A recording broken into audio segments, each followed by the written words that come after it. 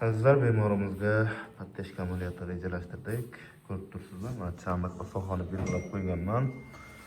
Juda ham katta miqdorda chandiqlari bor. Xudo xohlasa, o'sha chandiqlarda bartaraf qilib berishga harakat qilamiz.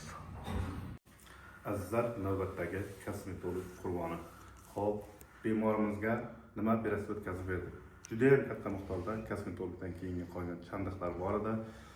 Kosmetolog bundan oldin 2 marta yuz tortaman deb terini kesib tikish amaliyotini o'tkazgan edi. Xo'p, bugungi kunga kelib turib katta bo'lgan, xunuk bo'lgan chandiqlar qolib ketganda, o'sha chandiqlarni bartaraf qilib, yuzlarini juda ham chiroyli qilib tortib berdik. Pastki jag'larning konturlarini juda ham chiroyli chiqardik. Mana bu g'adir-budirliklarga e'tibor bermaysizlar. Bu narsalar drenaj deyiladi. Shunaqa qo'yib qo'yiladi operatsiyadan keyin. Chandiq holatlariga e'tibor berasizlar. Xudo xohlasa chandiqlardan xalos bo'lib, juda ham chiroyli, yaxshi natija bo'ldi. Operatsiya paytida qiynalmadingizmi? Yo'q. Azizlar, xudo xohlasa bemorimiz tuzalgandan keyingi natijalarni ham sizlar bilan ko'rishamiz.